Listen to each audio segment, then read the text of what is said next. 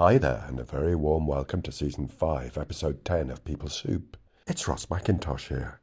Pea Soup, as you may well be expecting Part 2 of my chat with the brilliant Andrea Watts. But I've been floored by a fairly brutal cold, so you can expect Part 2 next week, but in the meantime, here's an encore, a People Soup favourite from the archives. It's my chat about creating psychological safety in virtual teams with Alexandra Lechner. Hope you enjoy it, folks. I've always been really interested in teamwork and how we can increase performance of teams. I've worked in a lot of teams myself in the past and was always wondering a bit, what can we do to improve this and to make this better? And then I came across this study that Google did in 2015, where they found psychological safety as kind of the secret ingredient to their teams. And then I started wondering, but why has no one researched this in virtual teams? Pea Soupers, thanks for tuning in. This week it's a chat with Alexandra Lechner, where we talk about her groundbreaking research on the challenges of building psychological safety in virtual teams.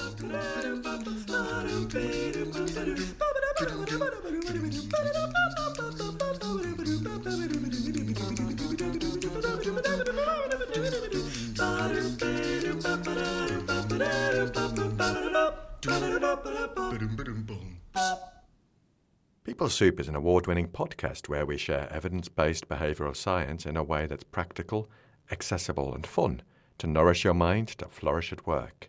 In my chat with Alexandra, she also presents the barriers and enablers to psychological safety, and it's fascinating to hear her recommendations too. Let's take a quick scoot over to the news desk. Reviews are in for part 2 of my chat with Dr. Nick Hooper, where he reflected on his book, The Unbreakable Student. Melanie Labarre said, I bought this book for my friend's daughter who is off to university soon after listening to the first half of this chat. She already loves it. Can't wait to get stuck into the second half. I love it when new and helpful resources come my way. And in a later tweet, Melanie went on to say, thank you for a marvellous book and a fantastic interview. So Melanie, thank you so much for listening. We really appreciate it. Glad you enjoyed Nick's book. And yeah, if you haven't heard it, folks, why not have a listen? I'd suggest it's a treat for your ears. In other news, me and Annie Gascoigne are proud to have launched our Flexibility at Work training program. It's a modular approach designed to share insights and a toolkit for how we bring contextual behavioural science to organisations to cultivate behavioural flexibility, well-being and effectiveness. There are discounts for students and recent graduates as well as early bird offers. So follow the links in the show notes or go to bookwen.com/flexibilityatwork. That's bookwen.com/flexibilityatwork. For now, get a brew on and have a listen to my chat with Alexandra Lechner.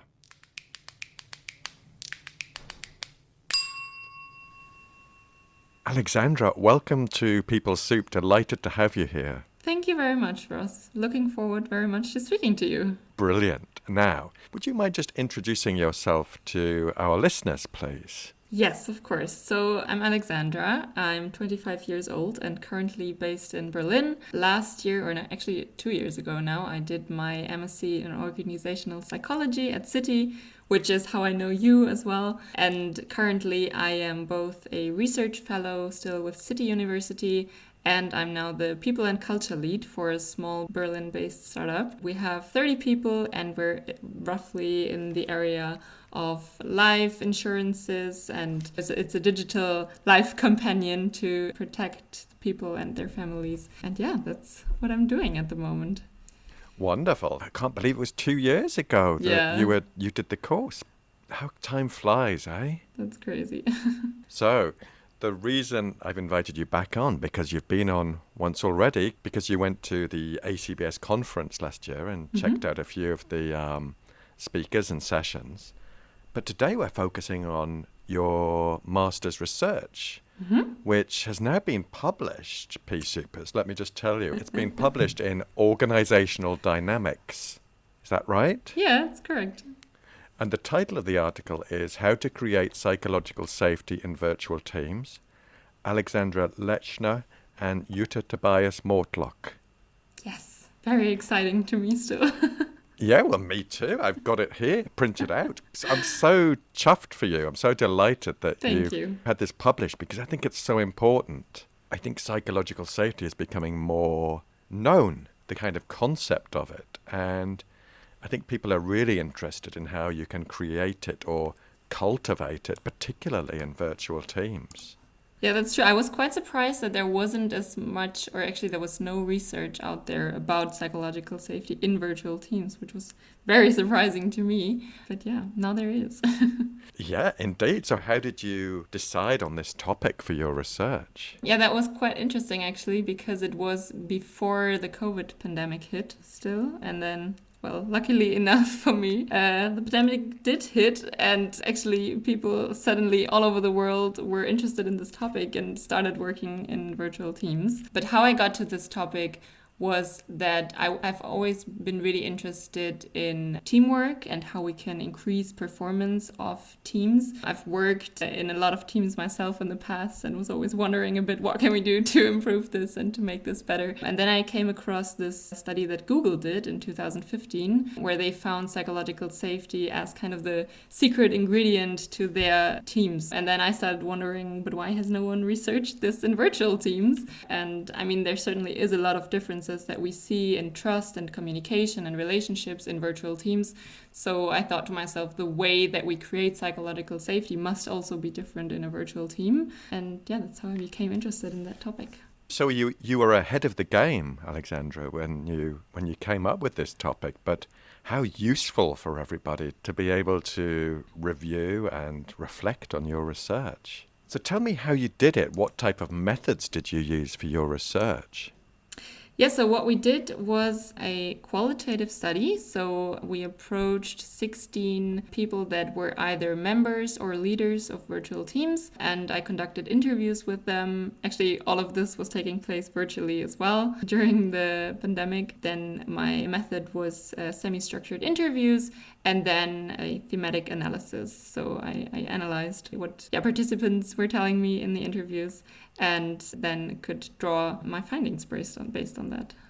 I'm always interested because I love qualitative research. Mm-hmm. And it drove me slightly crackers as well, having the transcriptions, reading through them, becoming immersed in the data, having post-it notes all over a wall in our flat.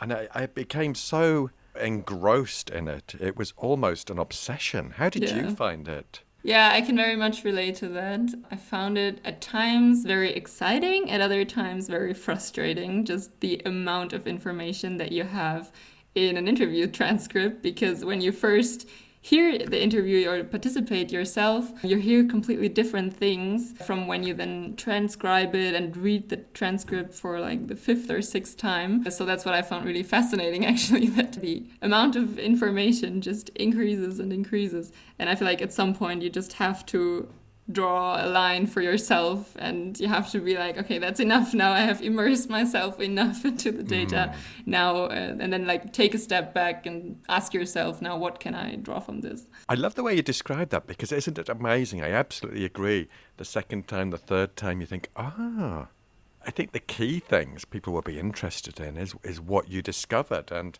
in the paper, I'm just going to the right page, there's a lovely table.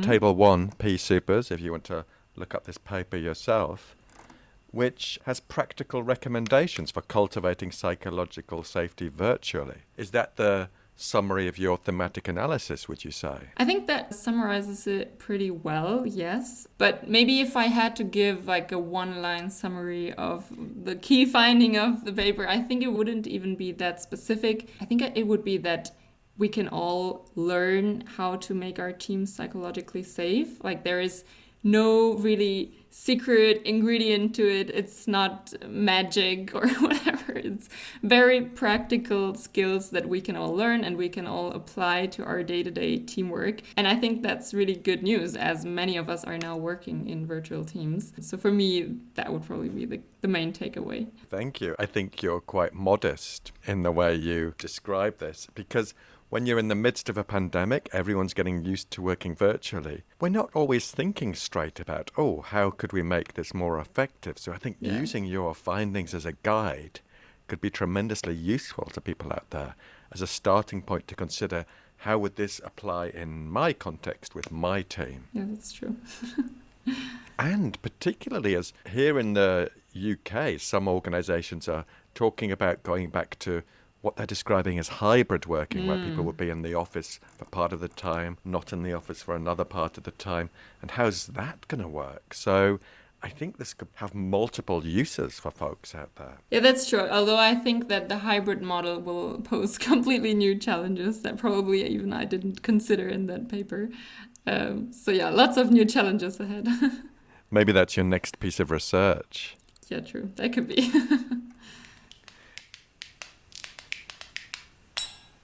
So, Alexandra, in your research, you came across some barriers and some enablers to cultivating psychological safety in virtual teams. I wonder if you could just give us some insights into those, please. Yes, happy to jump right in. So I would say the main findings were, first of all, these two barriers to psychological safety. So what we found is that just generally virtual teamwork seems to take more time and effort. So there are many day-to-day processes.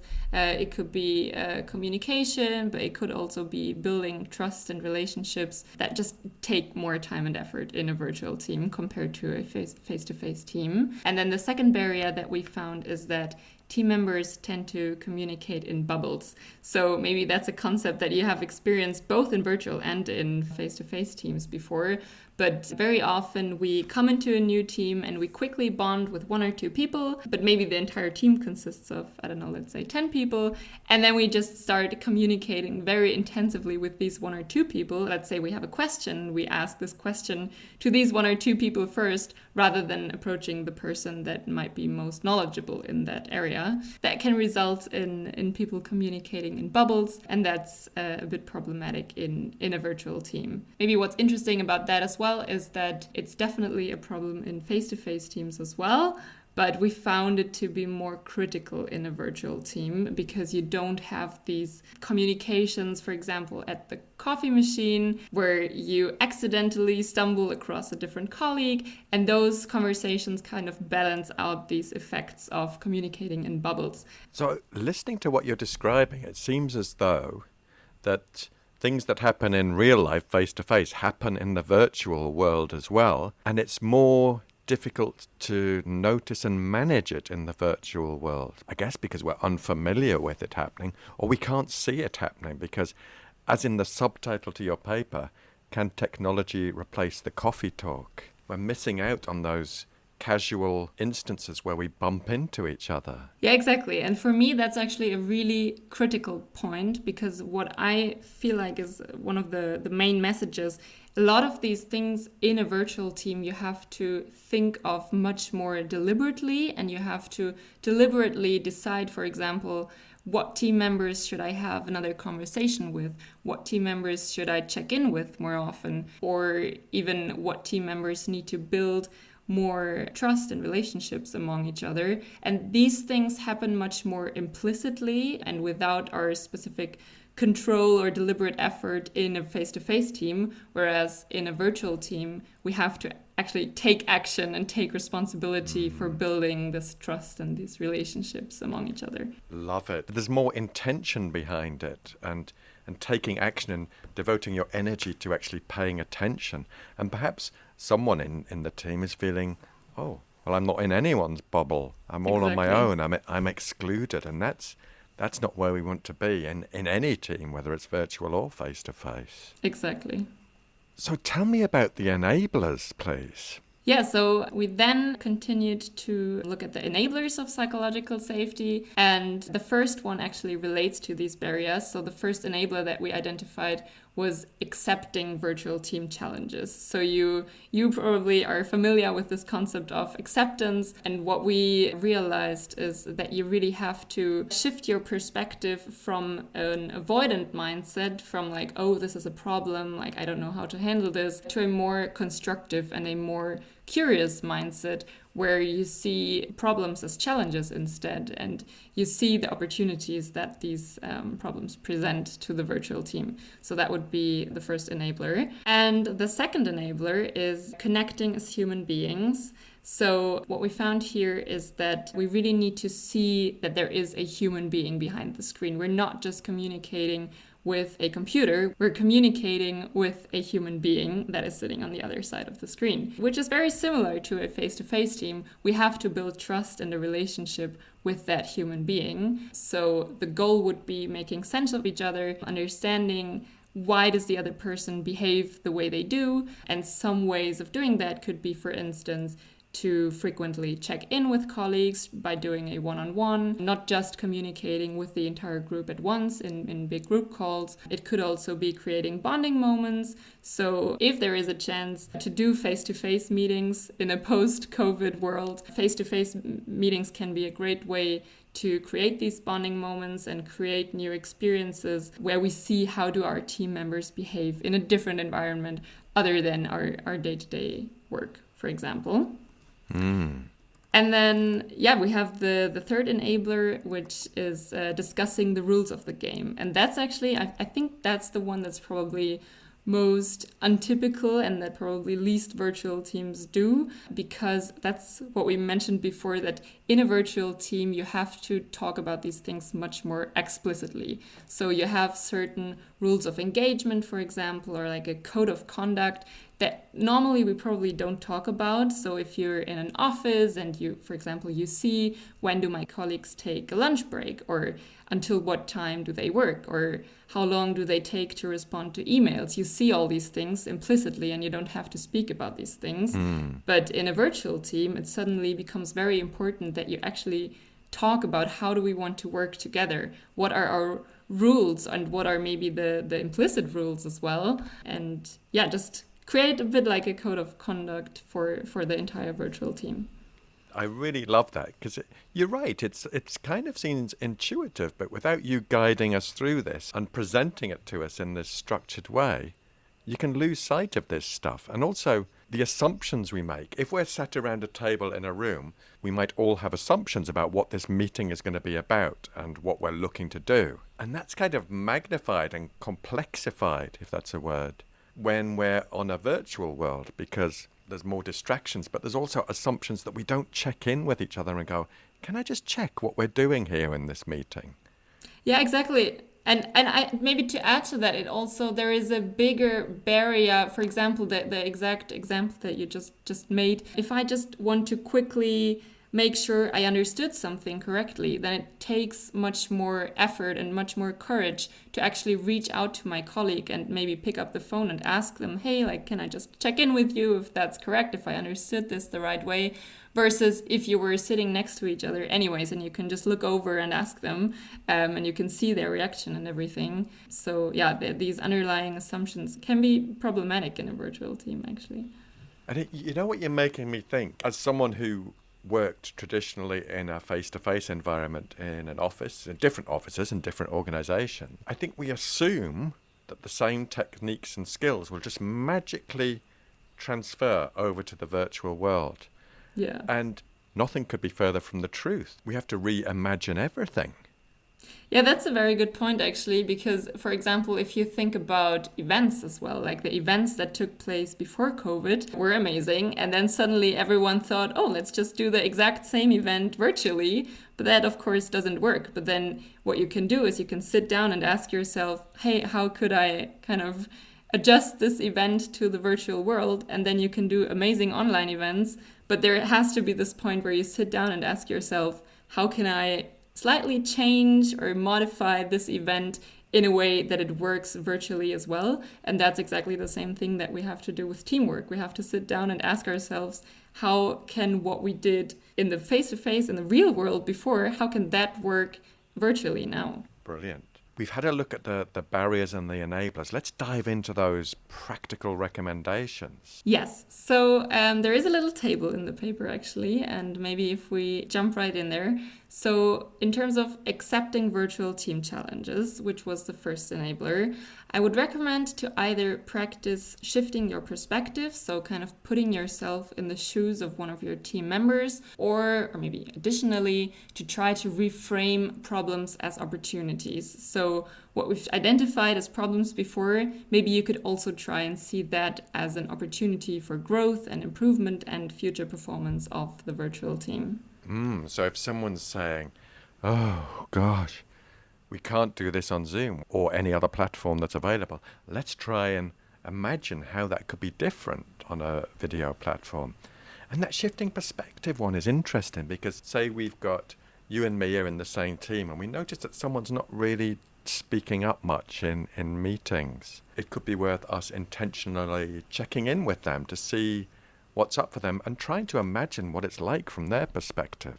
Yeah, that's a good point, and I feel like oftentimes there could be a good reason for them. Like they could feel intimidated, or they could have language difficulties, or any of these problems that we might not know about and that we can find out if we do a one-on-one check-in with them. And actually the one-on-one check-in would be my next practical recommendation as well. So if we continue with the next enabler, connecting as human beings, the very first tip I would have is do regular check-ins with colleagues. Even though you might regularly see them in team calls, I feel like there's always a bit of a different atmosphere if you do a one-on-one check-in with someone. Conversations can get much more personal and they might be more willing to open up to you.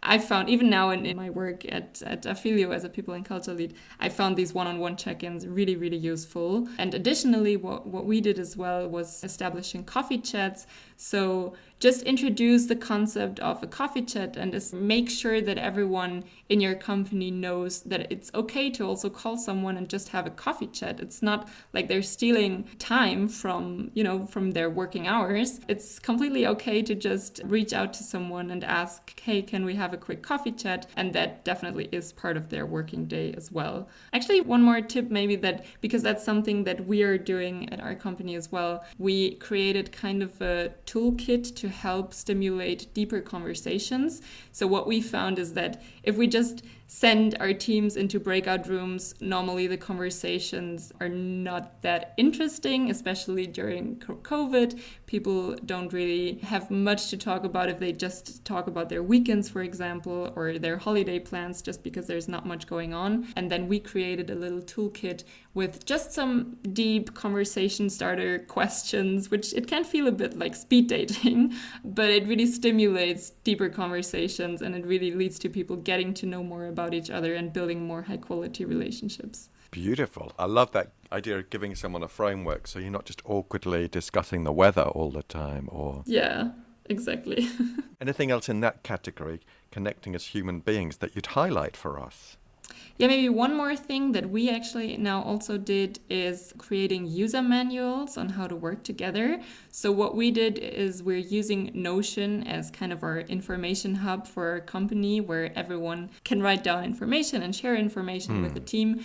And what we did is create a special section within Notion where everyone can create a user manual. So people are free and welcome to choose their own questions that they want to answer about themselves. It could be something like, what drives me crazy? It could be something like, what's the best way to communicate with me? And you just have an individual space that is dedicated for you to explain yourself to everyone else on the team and explain your communication preferences and your work preferences. And we really found that it helps, especially if new people are in the onboarding process, it really helps for them to understand, who am I now working with? What are their preferences? How can I best contact them and communicate with them? I love this idea. It's like a guide to working with Ross. Yeah, exactly. As you say, like preferences. And what annoys me, I think it goes a long way to thinking about the diversity and inclusion as well. Yeah, that's true. That's true. And it's kind of fun as well, giving people the opportunity to create those user manuals. For a fellow human at work, I love that idea. Yeah, I think it can really also stimulate interesting conversations. For example, let's say you have a coffee chat with a colleague and you read their user manual before you have the coffee chat with them. And then you can start the conversation with something that you read in their user manual, or maybe they listed a book that they read and you read the same book or something like that. It gives you a bit more depth about the person on the other side of the screen. It gives more points of contact, doesn't it? Yeah. And more areas where we think, oh, this person is a bit like me because they've read Slaughterhouse-Five or whatever the book might be. Yeah. Exactly. Okay. How about the third enabler? I think we call this. Here I am taking credit for your research. How about the third enabler, discussing the rules of the game? Tell me about that. What are the recommendations there? Yeah, so some practical recommendations for discussing the rules of the game. I would suggest, first of all, what's really important is that people know how to use the technology. So one example that one of our participants gave in the interviews was that team members that were located on a different continent, they had never used Zoom before, and they didn't know about the function that you can blur your background, for example. And they didn't feel comfortable sharing their private rooms with other members of the team, so that resulted in them not using the video function at all. And then what they did was a very simple session where they guided these team members through all the functions of Zoom, explained to them that they could simply blur their background, and from that point onwards they felt comfortable to use their video functions. So that was really useful. And then another thing I would recommend is maybe to specifically allocate time to a meeting where you discuss the ground rules. So that could be, for example, rules of engagement, it could be boundaries, it could be something like, where do we want to keep our decisions? For example, if you work with Slack, what does our Slack status mean? So can you put a specific status when you're on your lunch break or when you're about to go on holiday or things like that? It just really eases communication if you discussed at some point how you want to communicate and how you want to work together. I love this. It's just laying out this for the listeners. Think of it in terms of these enablers. And this will be such a useful framework for you to think about what might be the points that could really foster and cultivate that psychological safety in your team. Yeah, I hope so. I hope it's useful for some. So was Jutta Tobias Mortlock, was Jutta your supervisor for this research?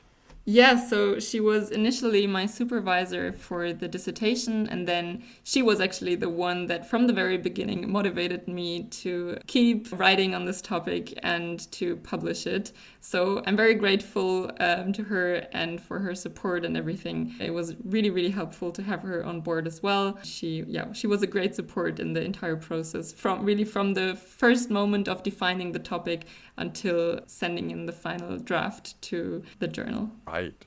I'm an enormous fan of Jutta. She's one of my colleagues at City University of London. And I wrote to her a few months ago now, and she's going to be on the podcast. She's got some big deadlines coming up. So I think we're thinking autumn time, but I can't wait to have her on because for me, Jutta seems to have this inexhaustible supply of energy and motivation and enthusiasm. And sometimes I can barely keep up. Yeah, it's very true. It's very helpful to do like a little brainstorming session with her, and she always keeps coming with new ideas. So that's really useful. Fabulous. Now, Alexandra, now that you're working in a real-life virtual team, is there anything you've discovered personally as you reflect on your own research?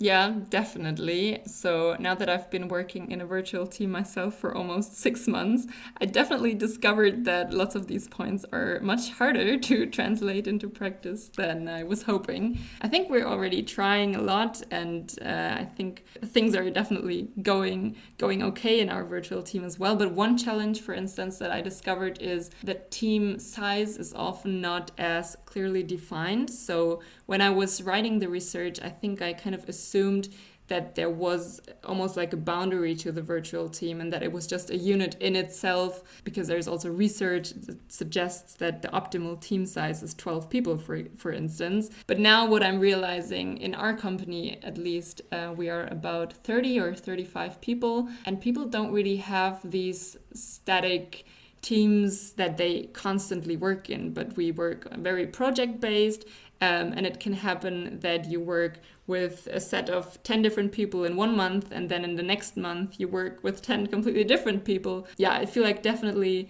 establishing these long-term relationships and having these long-term boundaries to the team, that's definitely a big challenge. So the practicalities can be perhaps a little bit more complex than you imagined, but look at the foundation you've set for us to help us consider this. And that's where the scenario you've just described, that's where the user manuals could really come into their own. Yeah, that's true. And that's where it's really helpful to, if then all 30 people have their own user manual, then it becomes easier and easier to start working with new people every month. Alexandra, thank you for giving us such a great insight into your groundbreaking research. I'm really grateful you've come on the podcast. It's great to see you again, and I can't wait to see what you do next.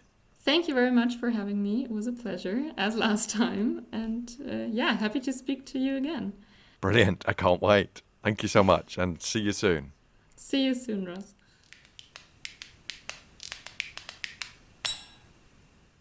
Supers, that's it in the bag. Thanks to Alexandra for bringing to life her original research, which I think we could all find useful. If you like this episode of the podcast, could I invite you to share it with one other person? I'm really keen to spread the behavioural science and skills with more people. Of course, a subscription, follow, rating or review, whatever platform you're on, are also very much appreciated. The show notes are at rossmcintosh.co.uk, and this includes links to a few different platforms. I love to hear from you, and you can get in touch at peoplesoup.pod@gmail.com. On Twitter, we're at peoplesouppod. On Instagram, we're at people.soup. And on Facebook, we are at peoplesouppod. Thanks to Andy Glenn for his spoon magic and Alex Engelberg for his vocals. And most of all, dear listener, thanks to you. Look after yourselves, P-Supers, and bye for now. Did you tell Jutta you were going to do this? Or? No, she doesn't know. I will tell her now. I will ask her for the link as well and tell her.